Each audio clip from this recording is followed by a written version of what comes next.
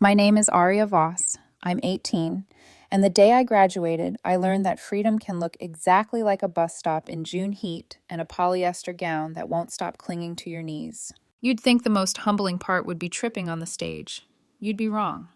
The most humbling part is your parents slowing at the curb 20 minutes later, not even getting out. Your mom leaning across the passenger seat, sunglasses on like armor, chewing gum like it owes her money. Good luck out there, huh? She waves as if I'm leaving for summer camp. My dad drives. No hug, no selfie, a pity card with $60 and a Gatorade half gone. The car turns the corner and shrinks. I stand there holding a balloon that keeps bonking me in the head like it's in on the joke. 18. No job, no acceptance letter, no plan, just a backpack with a broken zipper from sophomore year and a Greyhound schedule someone printed because they didn't want to say, "Please don't come home." I sit on a metal bench that feels colder than it has any right to be under a sun that's cooking birds midair. A pigeon insists my shoelaces are edible. I split peanut M&Ms with a guy named Kurt who claims he's going to Reno to be a magician or start a cult, whichever pays first. Somewhere between his fifth prophecy and the sound of a bus coughing up dust, something unclenches inside me. I am, terrifyingly, free. I don't pick a direction so much as I pick a terminal with working toilets. The bus drops me in a town called Brookfield. Population, barely visible. Gas stations are also diners. Help wanted signs look older than the clerk behind the counter. I have $38 left after bus fare and vending machine dinner. My phone is at 12%. My feet are two blisters arguing about custody of my body. But time, for once, is mine. The motel is called Sunny Pines. There are no pines. The sun avoids it out of respect. A neon sign flickers like an apology. The clerk looks like she hasn't slept since Bush was president. "How long you staying?" she asks. I slide a 20 across the counter. "Until this runs out." The room smells like old carpet and broken promises. The lock works. The water runs. The microwave survives a dollar store burrito. By new standards, paradise. I lie on a lumpy mattress and stare at a ceiling that looks water damaged by ghosts. I open a notebook, because I'm the kind of girl who writes things she's afraid to say, and I title a page, Aria's Survival Guide, Chapter 1. I write what I know how to do. Make eggs, scrambled only, change a tire, YouTube, not dad, fix a leaky faucet, play guitar passably if everyone is slightly drunk, and bolded, not die, hopefully. It's not much. It's more than I had that morning. The gas station manager hires me after a handshake that feels tetanus adjacent. $8.50 an hour under the table, mornings. I mop floors at the Chinese buffet in the evenings. On Sundays, I become a dish machine impersonating a girl at a diner called Rita's, whose wallpaper is a museum exhibit for 1983. Nights are loud with silence, the kind that used to signal punishment in a house that never stopped yelling. I scroll old messages so I can remember there was a time I existed to other people. Graduation texts read like fortune cookies. Congrats. Good luck out there. Stay in touch. I don't. They don't. But I keep going. Not with the flip-a-table rage I fantasize about, but with the slow burn you get from a pilot light you refuse to let die. Every time I hear my mother's "good luck out there," I picture the car turning the corner. I let that picture teach me how to sand down the parts of me that still want permission. Rita's is where I meet Joelle. Jo, if she likes you. Purple hair fading to a memory, eyes that have seen too many closing shifts, sarcasm sharp enough to slice drywall. "New girl?" she asks, flicking a cigarette in the alley. "You look like you fell out of a college brochure for what not to do after graduation." I raise a soapy hand. "Aria," she smirks. "Jo, I used to have dreams too."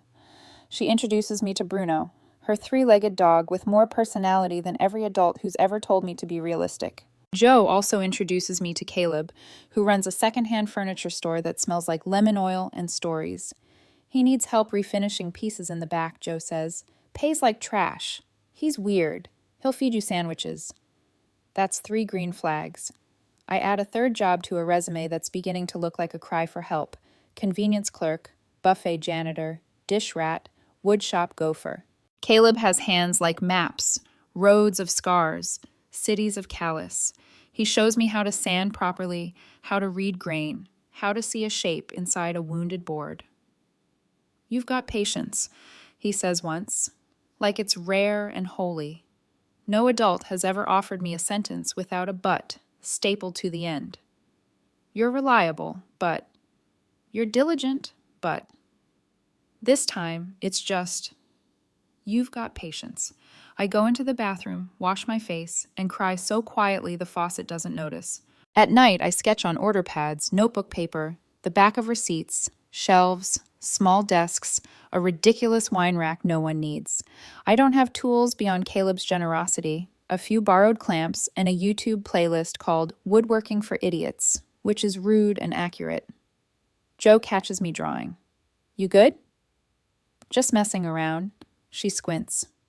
"That's a shelf, right?" That was my intention. Could have fooled me.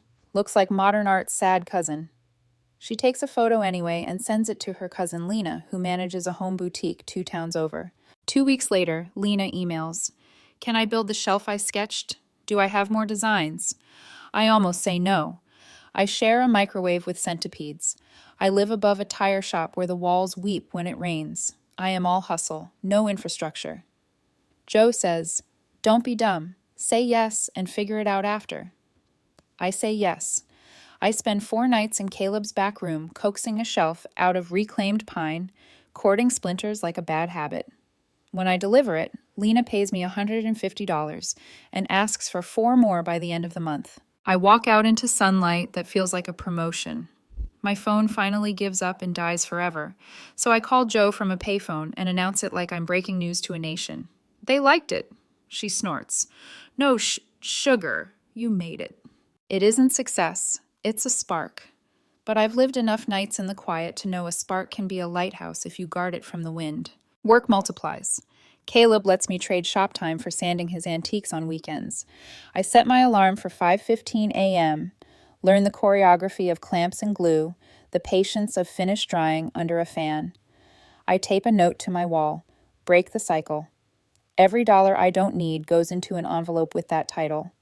Not to buy revenge, to buy space. Room enough that nobody else's voice can drown me inside my own life. One evening, Caleb watches me wipe down a tabletop until it gleams like it's remembering the tree it used to be. "Name your thing," he says. "Every shop has a thing." I don't know yet. It's too small to be a shop. It's barely a corner with a milk crate for a stool.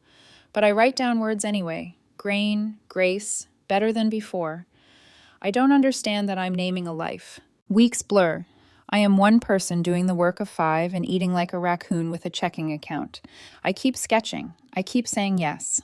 I keep the envelope in a drawer beneath the motel Bible because both feel, in their own ways, like maps. On a Tuesday that smells like citrus cleaner and rain, Lena's friend orders a custom bench.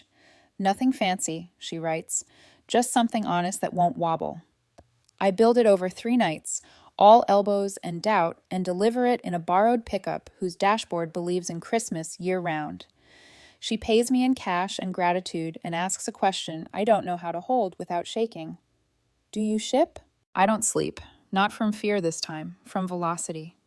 From the feeling that maybe my life is a wheel that finally found purchase. Back at the motel, the balloon from graduation has withered into a rubber comma. I consider popping it, then change my mind.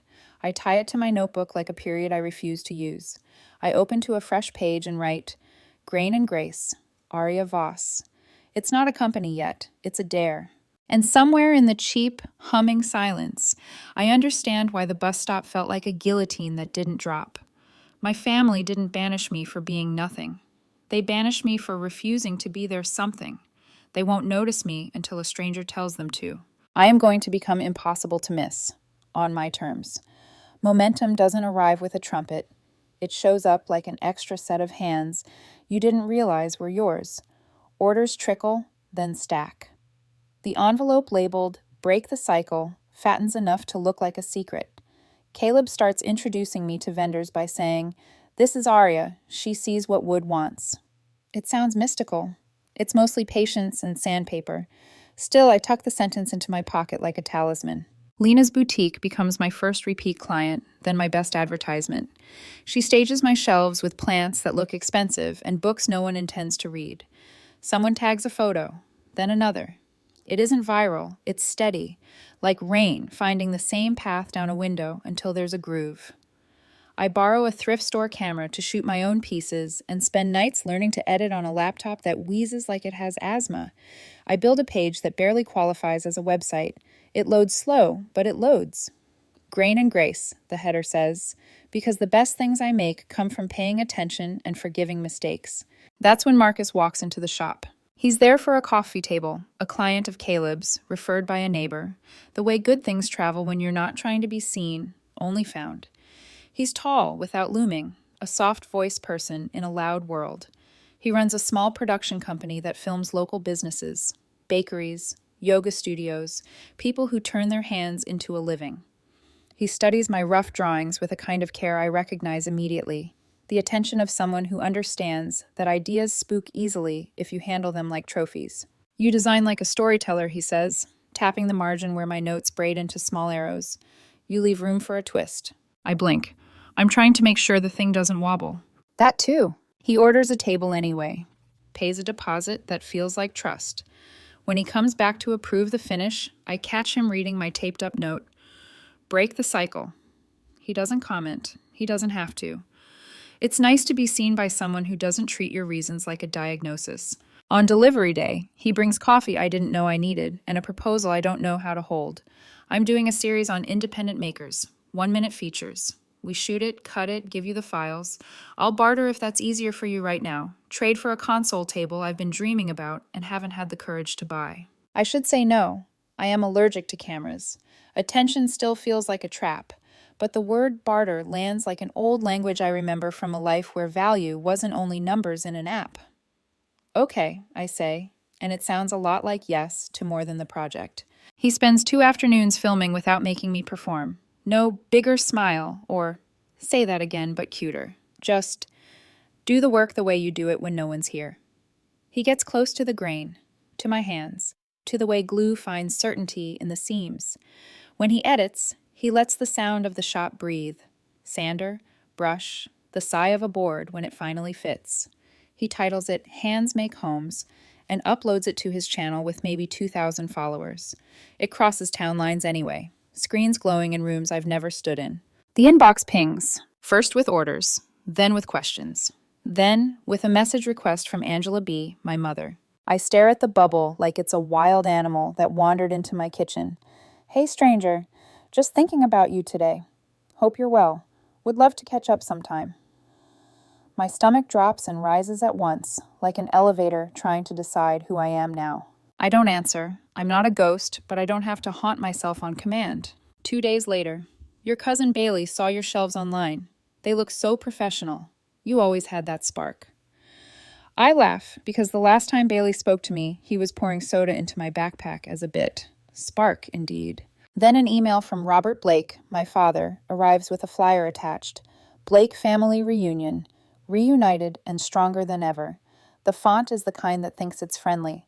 The clip art family is holding hands like nobody has ever missed anyone on purpose. Location, our hometown park. Date, 6 weeks out.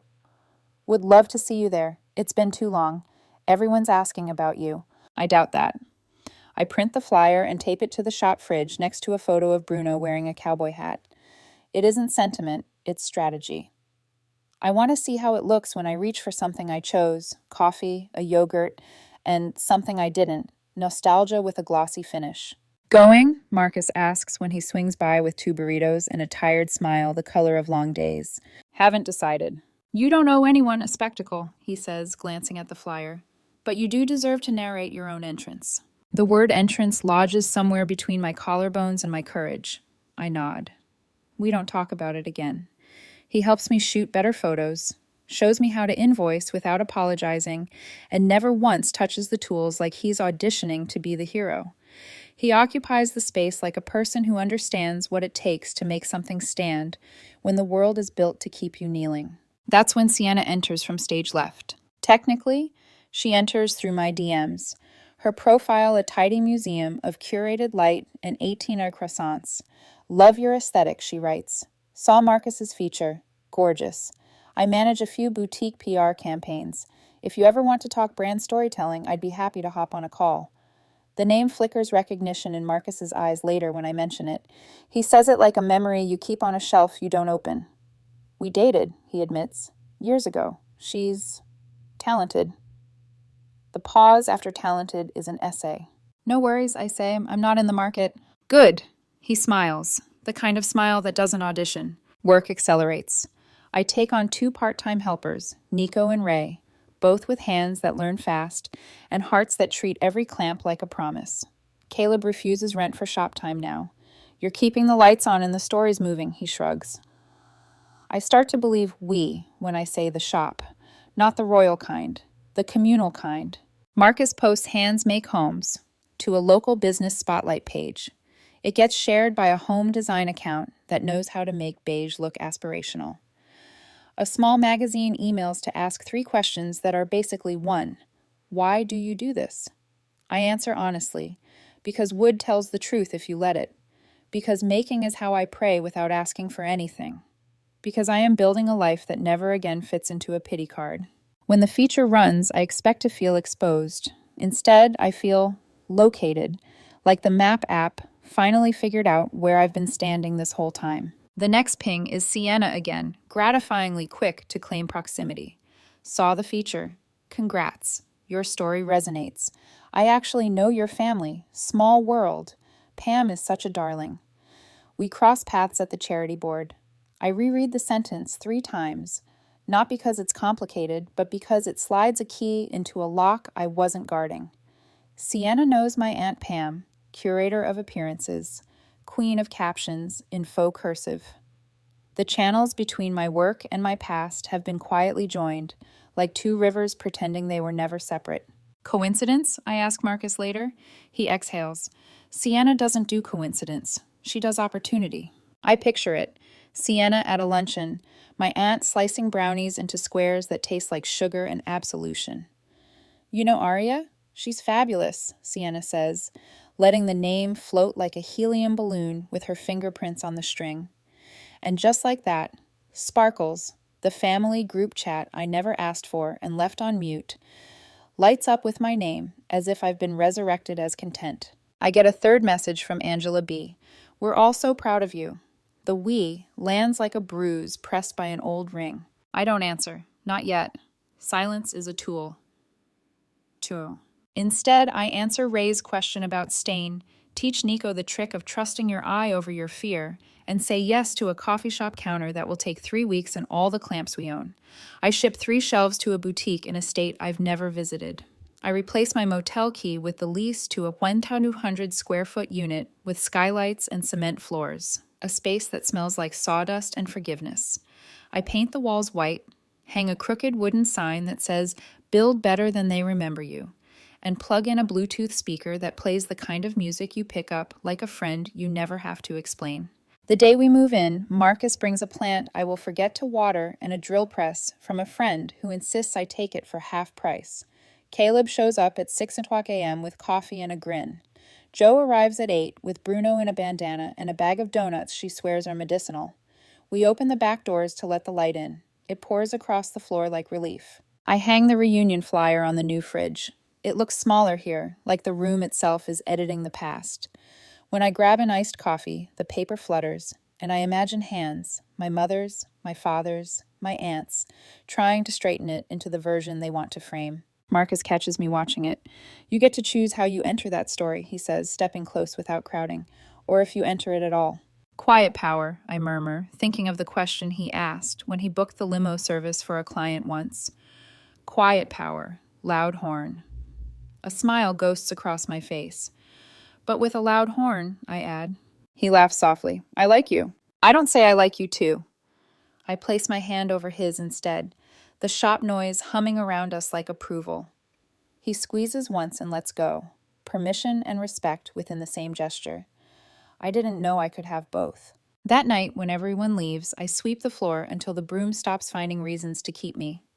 I sit on a stool and flip through my old sketchbook, the cover softened by years of handling. So many versions of shelves, tables, me. I open a new notebook and print. Grain and Grace, Year 2. Underneath, I write goals that have nothing to do with proving anything to anyone, better joinery, a coffee table line, train Ray on finishing. Teach Nico to quote without flinching. Take Sundays off unless a deadline has teeth. I look at the flyer on the fridge one more time. The family didn't notice me when I was drowning. They never do. They show up when they think they smell gold or a story that flatters them. Sienna's messages confirm what the wind already knows. Word has traveled along the prettiest possible route. I won't chase it. If I go, I'll arrive as myself, not a tribute. I close the notebook and kill the lights. The shop holds the dark like a friend. Outside, the night feels less like an empty room and more like a space I get to furnish. Tomorrow, more hands, more grain, more grace. And soon, a decision. I didn't say yes to the reunion right away.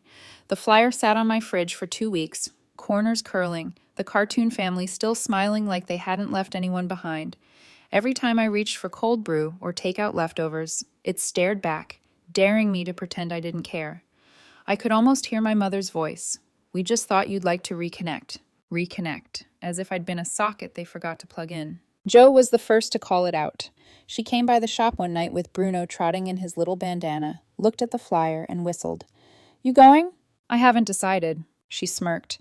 You thinking about showing up invisible, humble, mysterious? Maybe.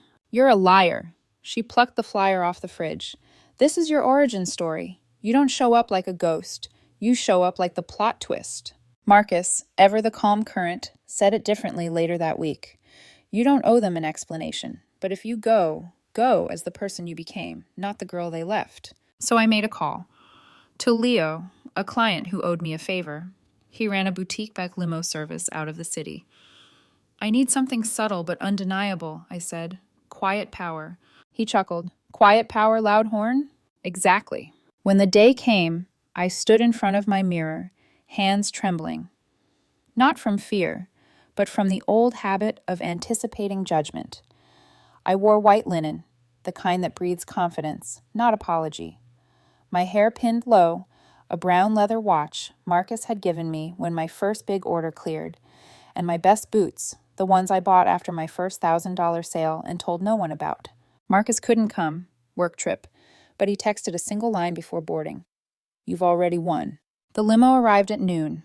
Black, understated, glossy enough to reflect the past, but not invited in. When it pulled into the park, heads turned. Conversations paused. A frisbee flew off course. The driver opened the door like I was royalty, and I stepped out slow, the way you do when you know they'll remember the silence more than the sound. For a moment, they didn't recognize me. My mother's hand shot to her chest. My father froze mid-plastic cup pour. My sister Natalie, golden child turned local influencer, said my name like it was a password. Aria? I smiled. Hey, stranger. No one spoke for a heartbeat too long. I walked toward the drink table, poured myself lemonade, scanned the spread like I was inspecting my kingdom. The hush was delicious, like a pause that finally belonged to me. My mother came first, clutching a napkin like it might absorb the years between us. You look, well. Nice spread, I said, nodding toward the table. Oh, yes, potluck, everyone contributed. I brought my own, I said, tilting my chin toward the limo. She blinked, searching for the script. Dad approached next, slower, still holding his drink like a shield. Didn't expect you. I didn't expect the bus stop, I said, matching his calm with mine. We stood there, two people who shared a chin, a last name, and almost nothing else. You've done well for yourself, he offered finally. I know, I said softly. You could have called. You could have turned around. He looked away. We thought you needed space. Space isn't abandonment, I said, but it does teach you who you are. He had no answer for that. Then came the chorus. Relatives swirling like curious bees. Compliments disguised as rewrites. We always knew you'd land on your feet. Guess we raised you tough. Bet you're grateful for those hard lessons now. I smiled without agreeing. They were rewriting history in real time, and I let them. Because correcting the story would mean validating it, and I don't owe them clarity. Then the voice I didn't expect. Wow, this is surreal. Sienna. She stood near the dessert table, hair perfect, dress soft beige, like she'd color coordinated with redemption. Small world, right? She said, like this was a networking brunch. I blinked. You're here? Your Aunt Pam invited me. We met at a charity gala. I told her about your work. She was so proud. Ah, there it was. The PR ribbon tying it all together. My success had become their talking point, curated by the woman who used to date my boyfriend. Appreciate the exposure, I said. She smiled. I just wanted them to see how far you've come. I'm sure you did. Her eyes flickered, just a hint of something sharp. Then she retreated toward the lemonade stand. Mission accomplished. The afternoon dragged under too much sun and too many half compliments. My cousin Bailey, the same one who once called me background character, handed me a plate of pulled pork like we were best friends. Uncle Mike slapped my shoulder, asked if I still played with wood. I gave polite answers and let their discomfort breathe. Because that was the real shift, the power of letting silence do the heavy lifting. They kept circling, trying to decode me. I could feel it, the moment Joe had warned me about.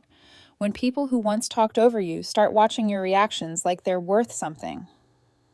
It happened near the dessert table, exactly where Sienna had left her echo. My younger cousin, Ivy, the Ivy League one, of course, tilted her head.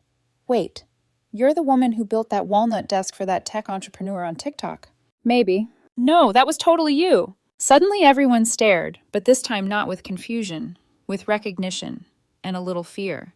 Because now I made sense. They didn't notice me when I was sanding shelves in a borrowed shop. But now that strangers approved, I was real again. I took a sip of lemonade and set the cup down carefully. Funny, I said, how validation travels faster than memory. No one replied. Natalie appeared beside me, posture perfect as ever, smile brittle. You didn't have to make it a statement. I met her eyes. I didn't. This is just who I am now. She flinched slightly. They never meant to hurt you. I know, I said quietly. They just didn't care if they did. Her gaze fell to the grass. You're not staying? I've got a shop to open in the morning. You came all this way just to leave again? I smiled. No, I came to make sure I wasn't the one who disappeared. When I turned to leave, I saw Sienna watching from across the lawn, her phone angled like she might be filming a moment she thought belonged to her. I gave her a small nod, the kind that says not your story anymore, and kept walking. The driver opened the limo door. My parents stood where I'd left them, smaller somehow. No one called after me. No one asked me to stay. The door shut with a quiet click that sounded like punctuation. Final, but not bitter. As the limo rolled away, the park shrank in the rear window until it was just color and noise. I didn't cry, didn't tremble. I felt clean, like sawdust after a good sanding. Marcus texted again. How did it go? I typed back. They finally looked at me, then added, and I didn't need to look back. The limo dropped me off just after sunset. The sky was pinked with smoke and gold, the kind of light that makes even old asphalt look sacred. When the driver closed the door behind me, the sound felt final, not like an ending, but like a seal on something earned. I stood there for a moment, breathing it in. Sawdust, coffee, freedom. My kind of cathedral. The shop waited exactly as I'd left it, sketches pinned to the wall, clamps resting like tired soldiers, the faint hum of the fridge holding my unspoken decisions. I flicked on the lights. They buzzed, then warmed, pouring honey over every surface I had ever built with my own two hands. No applause, just air and grace. It was enough. Jo arrived an hour later, Bruno hopping at her heels. She tossed me a burrito and leaned on the workbench. So, did they cry or combust? Please say combust. I laughed. Neither. They just stared, like they were watching a stranger crash their family reunion. Jo grinned. Good. You were the headline they never deserved. She bit into her burrito. You kind of looked like a legend when you left, didn't you? I shrugged. Maybe a quiet one. Quiet power, she said. Loud horn. Bruno barked like an amen. We ate on the stools, feet swinging, grease-stained paper wrappers crumpled like old chapters. Jo didn't ask how I felt. She knew that kind of question doesn't need sound. After a while, I said, They looked at me like I didn't belong. She raised an eyebrow. Did you? I shook my head. Not even a little. Good, she said. Means you finally built something bigger than their table. When she left, I stayed. Didn't turn off the lights, didn't check my phone. I just was. I flipped through my old sketchbook, the one I started in that motel years ago.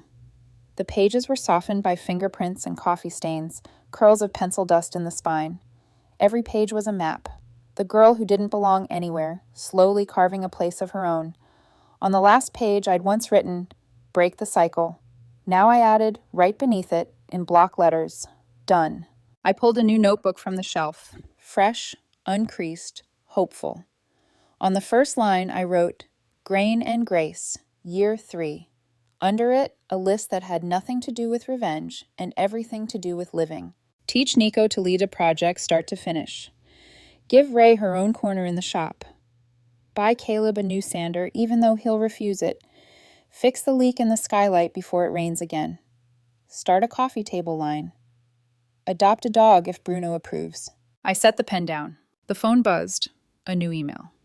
From Sienna. Amazing press from the reunion photos, she wrote. Your family is glowing. Let's talk brand collaboration soon? I stared at the message for a long time, then hit delete. No reply, no explanation. Not my story to sell. The next morning, sunlight crept through the skylight, catching on dust that looked like glitter suspended midair. Marcus returned from his trip, stepping into the shop with a quiet smile that reached his eyes.